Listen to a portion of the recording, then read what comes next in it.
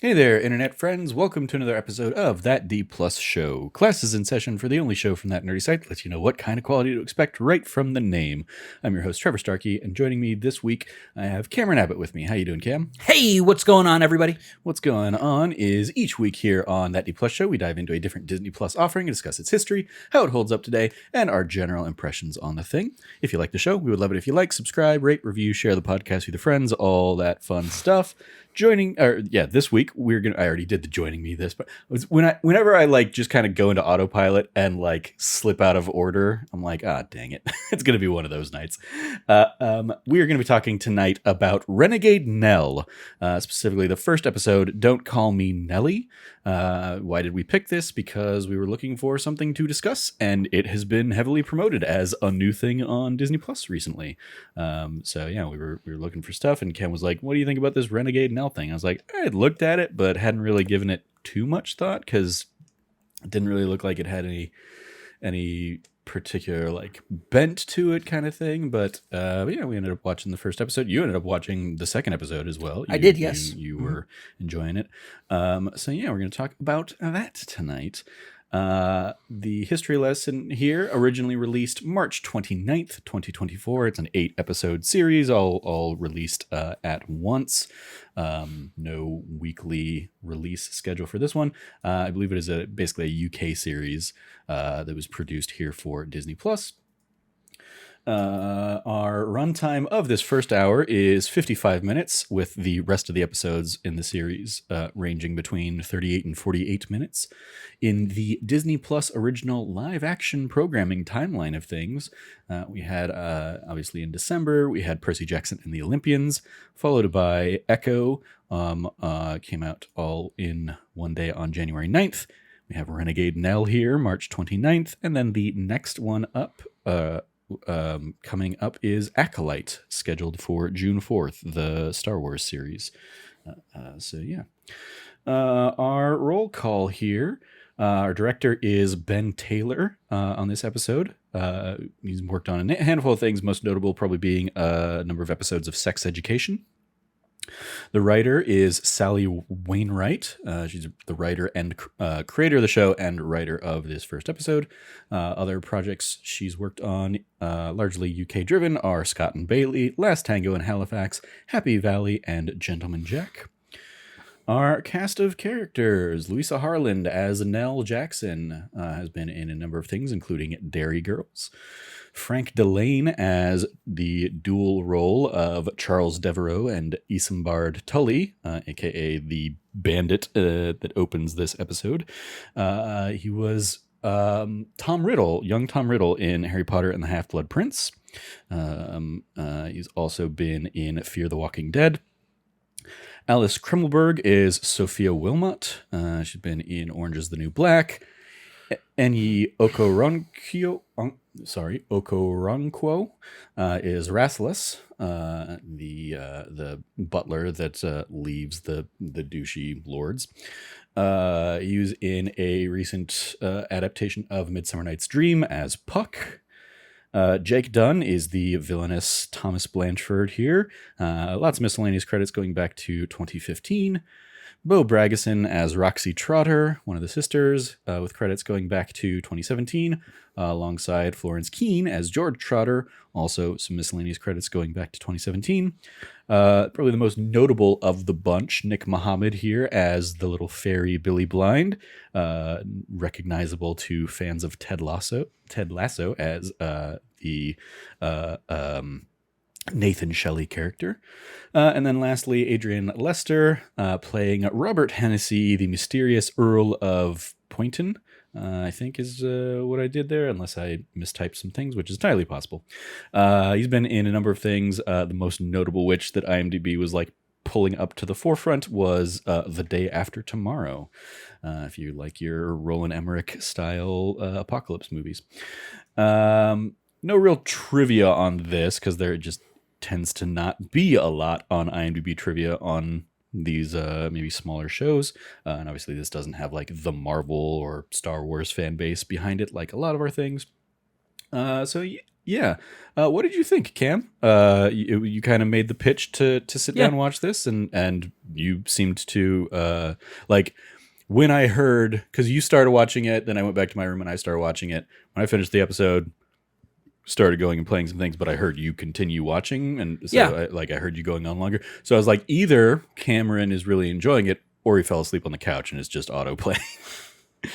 Listen, either way is entirely possible, and I'm happy to report that it was the prior. Yeah. I watched the first 2 episodes. I will say that the show's premise that it sets out on the first episode is really solid. Mm-hmm. I found myself... For those that don't know and who haven't watched it, and we don't usually do this on these, the assumption is usually if you're listening to this, you've watched the thing we're talking about. But since this one's probably going to be have less eyes on it in general, Renegade Nell is about a woman who, in this first episode, framed for murder, and basically is going to go on to become like a highway woman to try and get by. But she has this like fairy that comes in and like gives her superpowers. Basically, like the opening of the first episode is a very hectic fight where this like power comes over her. She becomes like super strong, super like invulnerable to 18th century bullets, super fast, and she just kind of gets like a burst of superhero magic, fights off a whole bunch of goons, and then basically goes on about her day. I found that, I thought this was a pretty solid show. I've been really impressed by it. As far as the kind of like production quality, I don't know where the story is going, but they pull in a lot of like interesting stuff. Mm-hmm. I'm curious about like where things go from here because like you mentioned the fairies and stuff, there does seem to be some sort of supernatural, not just with this one instance, but there does seem to be like the adversary behind the adversary. That Lord Poynton seems to have some kind of magic snake powers. His powers, you get to see like really like a lot in episode 2. Mm-hmm. And like it really pulls from, because at first I was like, are they gonna, because like to be upfront, Lord Poynton is a very much Hamilton style casting. Anybody can be anybody.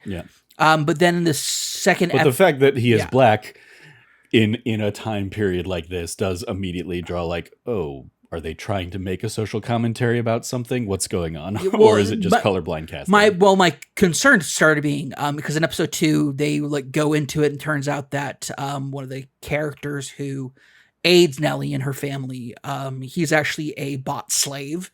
And you're like, oh, okay. So some of the characters are distinctly meant to represent like their color and race and not just color blindness. Mm-hmm. And so when Lord Poynton comes in, it's like, I don't know which one. And if like, I'm really concerned that they're going to go kind of voodoo-esque with this and make it kind of like, and I'm like, I don't know how, like what's going on with that. They veer away from that. This is very much like old Euro, like a lot of old world,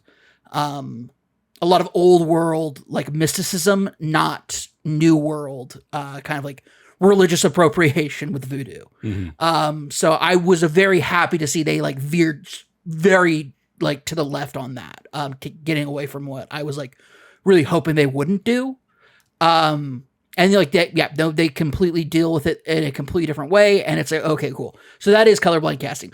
It's interesting because it's like there is one character that is specifically not colorblind casted because narratively his role is to be a spot slave. So that's it was an interesting kind of like twist to what I had anticipated and accepted, but it ties into deeper into kind of like the relationships that and kind of like this, and the second episode very distinctly starts separating it, being like, this is a story about like the upper class and the lower class, mm-hmm. and like very much dives deeper into it. I mean, I think that's set up a lot in the opening episode as well, obviously. Yeah. So in the first episode that we're talking about, like you have Nell kind of returning home after, a war. People thought she was dead. She's not. Her husband's dead. she'd had some falling out, but she kind of like immediately kind of gets back in the good graces of her family. That's another thing too, is like Nell being widowed is an interesting choice, because it's like, oh, she's young, and it's like, no, she got married and like left her family to go follow her husband to war, and it caused a massive rift in her family. Yeah. And like, you're right, yeah, she comes back and like repairs it, and they're like, you know, the whole like, you didn't pay for a proper headstone, and it's like, well, I think he didn't just like ever focusing on the fact that you were dead. Yeah.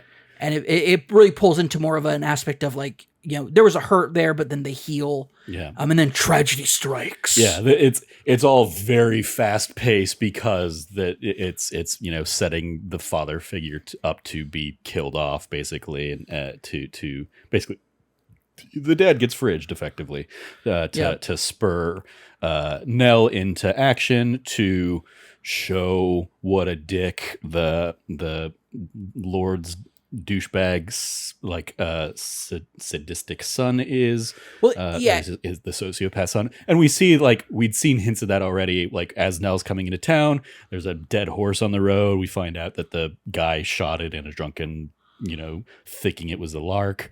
And he's just he's basically a sociopath. He shows up, thinks he owns everything. His dad's strict and embarrassed by him, and kind of disowns him a bit. It's like, oh, okay, like, oh, they're playing with this, interesting. And then when the you know, evil Earl of Poynton is like, you killed the wrong man, it's like, oh, they're setting that up. Well, clearly. Yeah.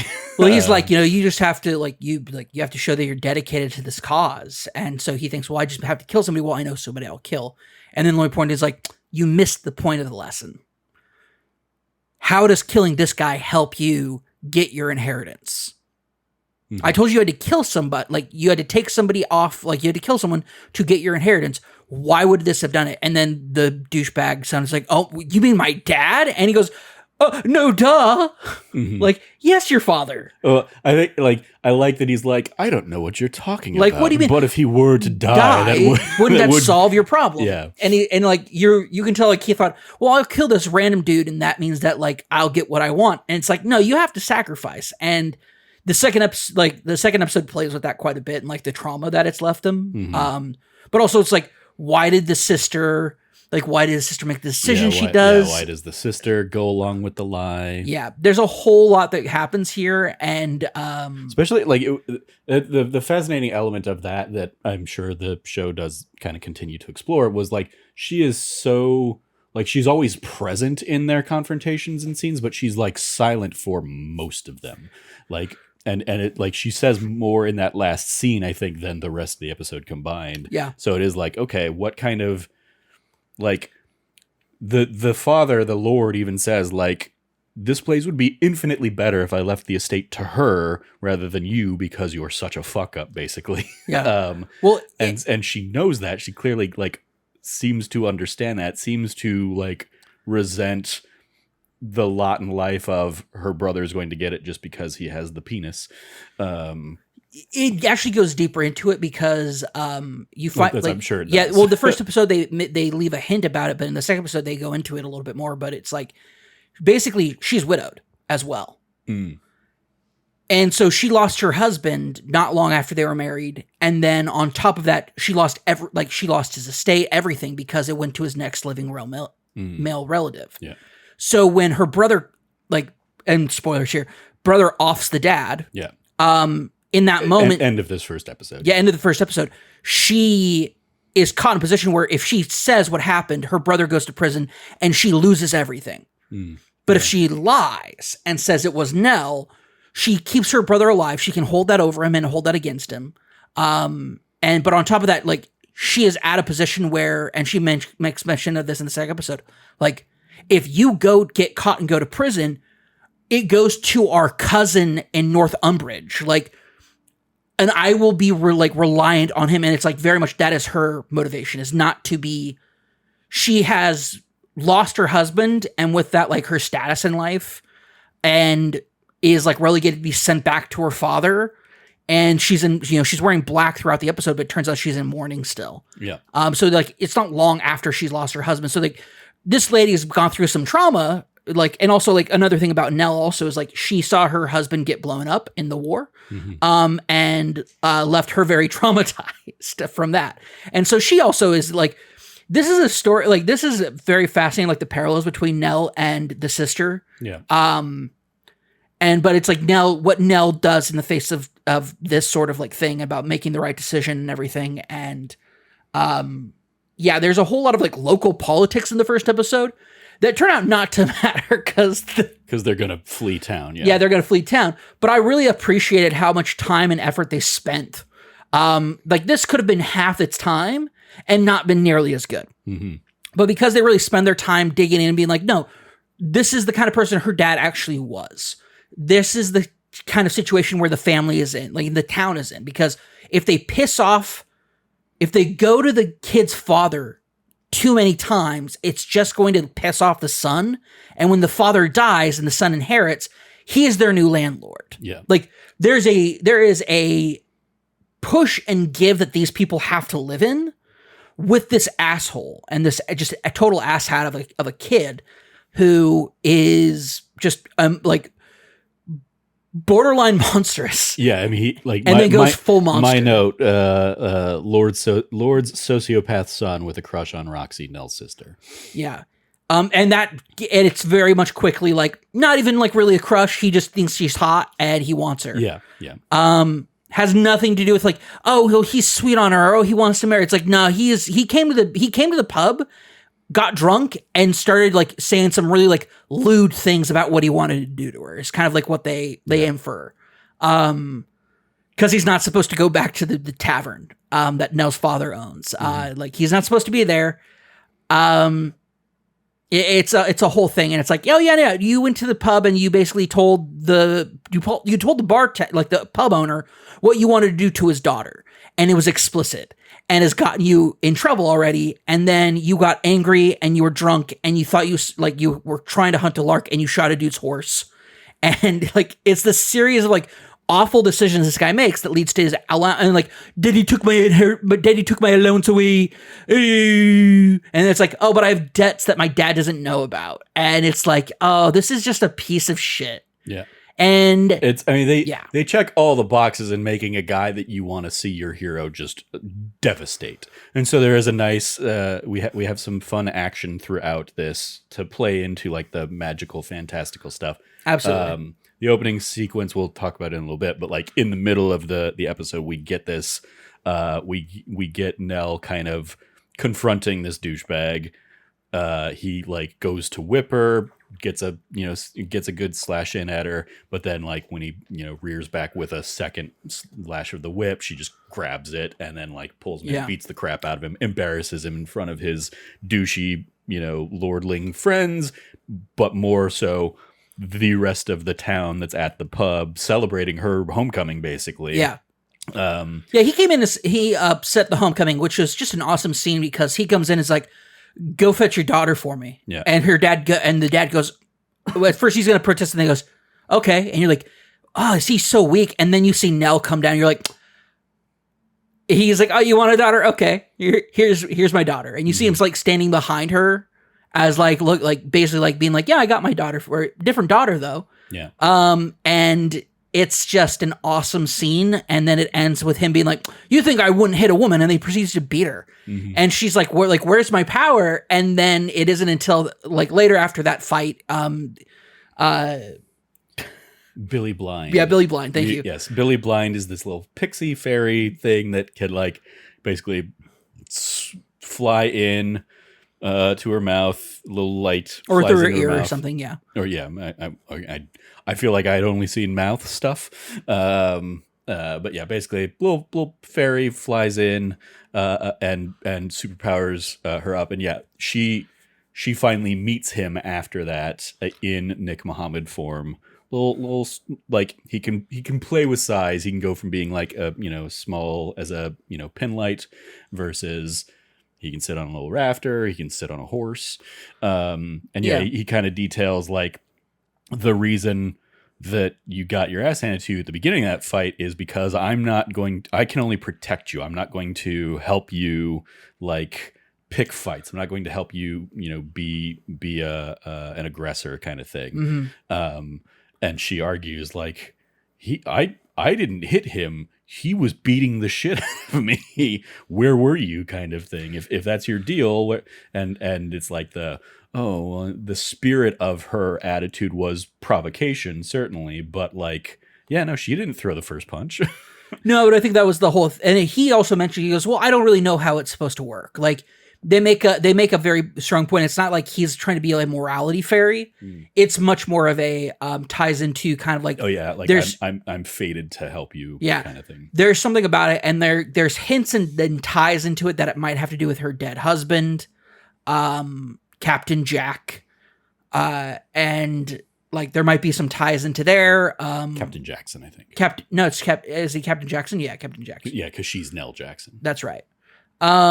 Yeah, Captain Jackson, and he there's my theory is I'm pretty sure it has something to do with her wedding ring.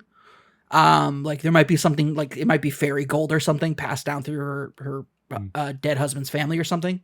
That's my theory. I haven't gotten to the end of it yet to find out, but yeah, no, there's a whole lot going on here. Well, she tries to when her dad's gonna be killed, to get her out of the house, she goes off to find her fortune and try to join the army to go back to Spain to fight, go back to the war. Yeah, she's gonna try and Mulan it, pretend to be a man to join the front. And yeah, we see that doesn't go well for her. She gets immediately found out. And I liked at that point, yeah, it's like we're seeing obviously all of the, stuff that's happening back at home and her dad dying and all that stuff, or dad being murdered rather. And I like that, she immediately meets the guy that had accosted her on the road in the opening, but in his he's very much doing the basically medieval Robin Hood Batman kind of thing of I'm the wealthy elite as my Charles Devereux character, but on the road I'm the evil bandit Isambard Tully kind of thing. But he plays it off, at least in this first episode, he plays it off of I don't know what you're talking about, but Nell sees right through him. And it was interesting because the first scene of the show we get very much is him and his crew sticking up a stagecoach, basically, and he is very verbose and a showman about the whole thing. It's very Scarlet Pimpernel. I was this is, if this guy never comes back, what a fascinating character and introduction to a show of oh, this ruffian on the road, is highwayman that is just this over the top kind of character. So when he comes back later and we kind of see him in the upper crust, is oh, okay, that's who he's going to be. That's what his role in this is going to play. I really liked him. I think he's a lot of fun. I like that opening sequence. But yeah, then kind of they're robbing the coach. Nell shows up. He basically is all right, go ahead and give me your ring, because I'm robbing you now that you wrong place, wrong time. Sorry you stumbled upon this, but yeah, we're doing this. And then Nell gets overpowered and beats him up, beats up the other highwaymen, and basically saves the stagecoach. My favorite little bit, it was a lot of fun sequence. It was especially interesting because I was working on Lego stuff when you were watching it. Yeah. So I was just hearing the sound and the action stuff, because it's a there's no words in the in this overly long fight scene kind of thing. So then when I went back and watched it myself, I was oh, so that's what was happening in all these moments and stuff. So yeah, she's she gets shot at, and at some points it goes into super slow mode. She just kind of dodge out of the way of it. At other points, she grabs a bullet in midair. She basically bat it to the side.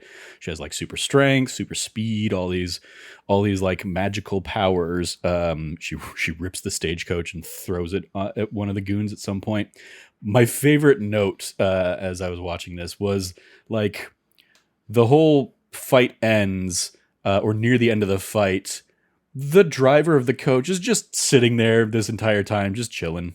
Yep. He's just he's being robbed, but he's not too torn up about it. So yeah, really like that.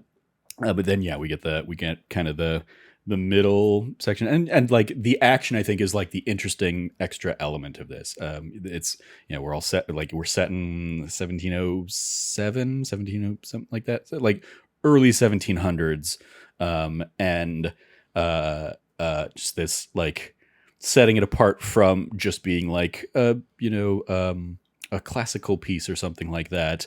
We do have this magic element that adds or affords action scenes and cool fight choreography and stuff like that, that I ended up really enjoying. And we get kind of the closing fight at the end where Nell barges in a rage and threatens to shoot the son, but has her musket not loaded.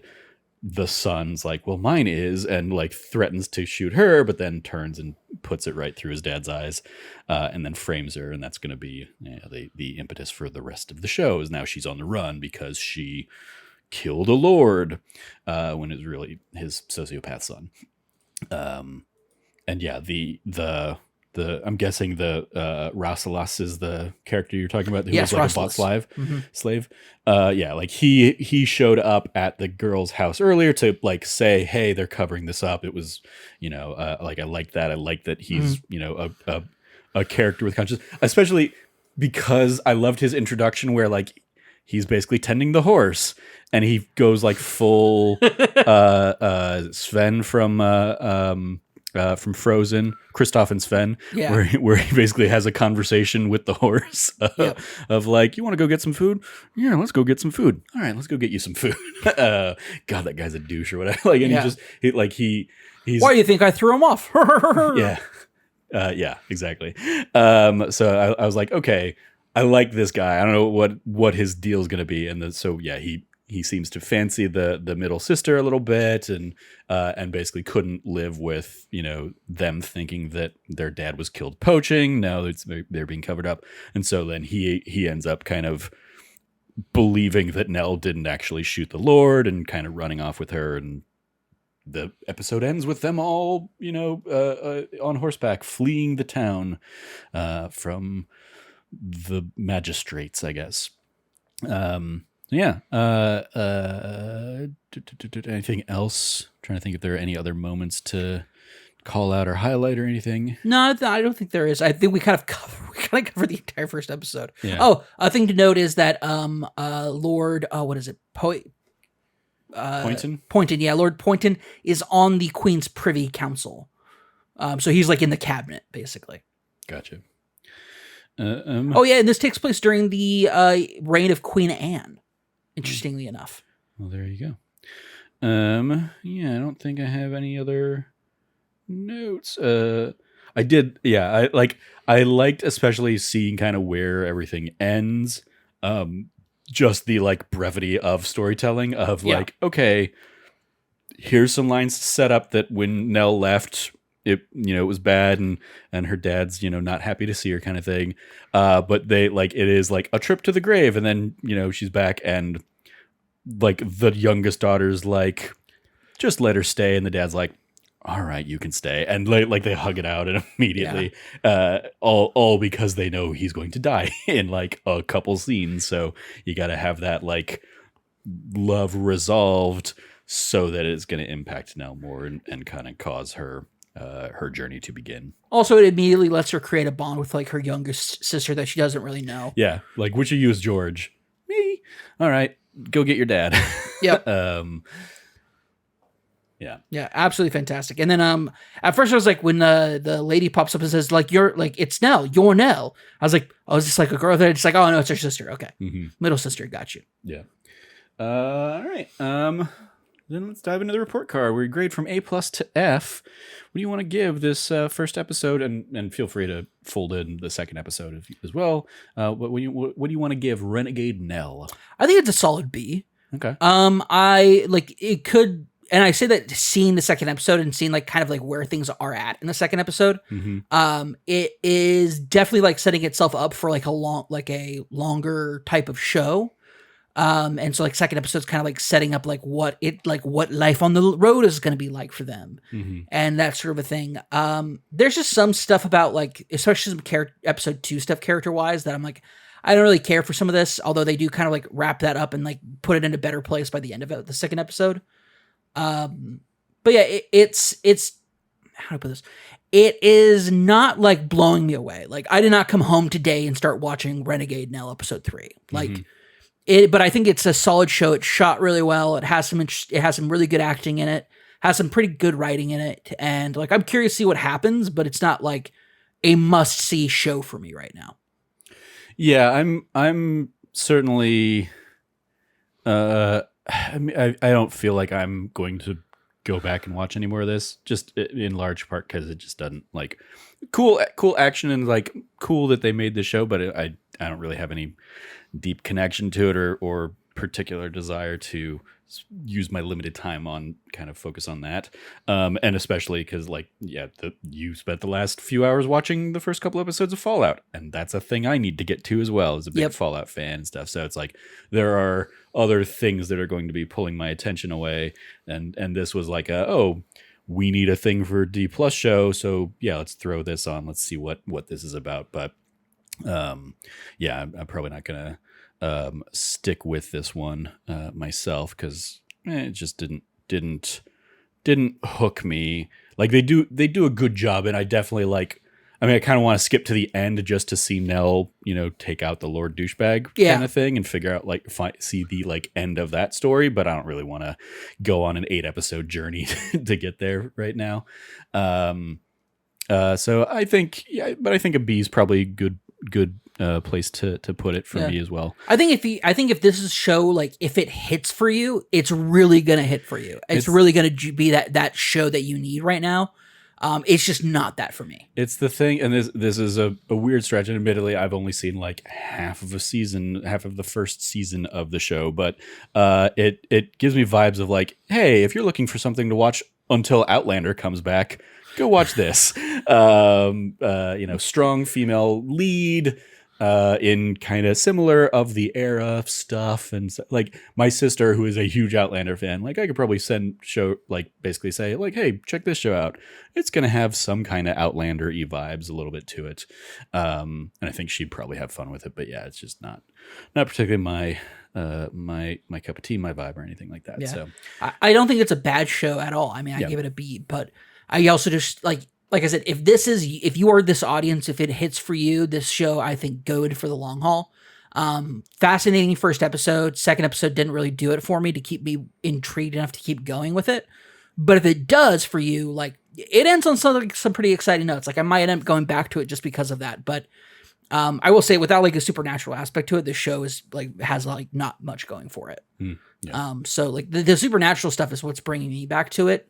Otherwise, it's just kind of like it's a period piece, and it has like, role considerations as far as like the role of women, the role of slaves, the role of all of that stuff in the 1700s England. It's got something to say at least. That's nice. It's not like pretending that like everything was lovely and rosy. During that era. This is not your Regency era piece of like. This is not your Jane Austen like.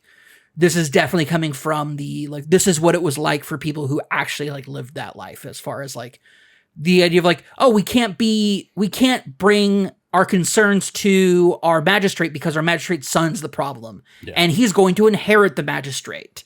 So we have to like thread a needle here to make it so that we don't have this like arrogant dickbag asshole be even like, this is how he is when he doesn't have malice towards us. Imagine if he had malice towards us, like, let's not rock the boat. That's the very real life that those people had to live. And also the injustices Nell faces, not just about her gender, but just in her place in society.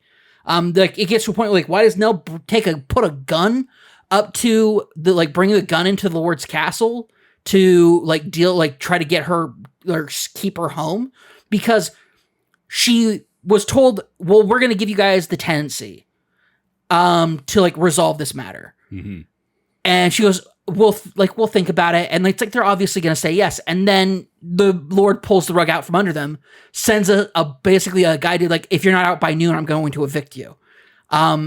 No, it's like you're evicted. Like, oh, you're evicted. yeah. Sorry, no, you're Yeah, evicted. it was If you're not basically out by noon, I'm going to I'll kick you out. bring in the forces to pull you out myself. Kind And of it's and like the Lord's reasoning was, well, they're young, like they have an opportunity to make something of themselves, and it's like, yeah, they'll bounce back, unlike my piece of shit son. yeah, it's just so absolutely just how easily swayed he is in that moment to just be like, yeah, fuck these kids. Mm-hmm. And it's like, this guy is not a good guy. He's like, well, I care about, it's like, you care about doing things right, but it won't stop you from being just shitty. Yeah. But here's the thing. That's how they were. Mm-hmm. I say it as somebody descended from these people. Like they were for sure super shitty. Yeah. Extra credit, other suggestions if you like this. There's The Artful Dodger, which is out there, kind of take on that classic. I think that's a Dickens one, right? Artful Dodger, yeah, that is. It is based off basically of like Oliver the Oliver Twist. Twist character, yeah. Yeah, the Artful Dodger from Oliver Twist grows up. Yeah. You have Percy Jackson and the Olympians. I don't know why they always recommend this one, but Pirates of the Caribbean, Dead Men Tell No Tales. This has very strong Pirates vibe to it. Yeah, I guess. As far as like the style of it. That makes sense, yeah. Whether it's just clothing from the period, even though they're a couple hundred years apart. Are they? Not a couple hundred years apart. There may be because it would have been before Queen Anne. I remember when the Pirates movies are set. Pirates movies are set pre-Revolutionary War, as is this, and I believe that they like Pirates is like 1600s. Okay, I mean this is barely 1700s. Yeah, but yeah, National Treasures out there. Once Upon a Time, National Treasure: Edge of History, Indiana Jones and the Dial of Destiny, and The Chronicles of Narnia: The Lion, the Witch, and the Wardrobe. So just a weird eclectic bunch of recommendations based on this one. Extracurriculars, you watching anything else on DisneyPlus, or is it just Fallout? X-Men 97. You did watch I haven't watched them yet, but I have 2 episodes I gotta binge and enjoy. Then you haven't watched anything else on Disney Plus. The question is, what else are you watching? And your I got answer them queued is up. I'm ready to go. Your answer is nothing. I haven't watched anything yet. No, I watched 2 episodes of this instead of watching X-Men 97 after watching the first episode. Yeah, there you go. Yeah, I'll give you you watched the second episode of this one. Yeah, I'm still I've not watched this week's X-Men episode. And I did watch. I think I watched most of. I'm probably like halfway through this week's Bad Batch, but I'm like mostly caught up on that. I watched after we talked about it last week. I watched Moana. So that was like a nice little thing that I just kind of had playing in the background over last week, and I think that's probably it for me. So yeah, that's gonna do it for this week's episode of That D Plus Show. Thank you, Cam, for joining me to talk about Renegade Nell. You can follow Cameron at Rev Cabot, 2 B's and 2 T's. Anything you want to give a shout out to there, Cam? Yeah, I mean, we still got those Let's Plays coming out, right? Yeah. For another week and a half. Week and a half, yeah. Watch them, enjoy those. We have those Let's Plays. Like a Dragon, Infinite Wealth. Trevor's wrapping up the Let's Plays on those. We're putting them out for a week. Yep. Indeed. Yeah, you can find those Tuesdays, Thursdays, and Saturdays and Sundays right now. YouTube.com/thatnerdysite. You can follow me at Trevor J. Starkey. In addition to that, go check out That Nerdy Site show. What did we talk about this week? We talked about WrestleMania, because that was the big thing this last weekend. Yep. We shared our kind of match-by-match thoughts on WrestleMania 40. So go check that out. I follow all of us over at That Nerdy Site, or go to thatnerdysite.com for all the latest from us. Once again, if you liked what you heard, please remember to like, subscribe, rate, review, share the podcast with your friends, all that fun stuff. Thank you for joining us. As always, stay nerdy, be good to each other, and class dismissed.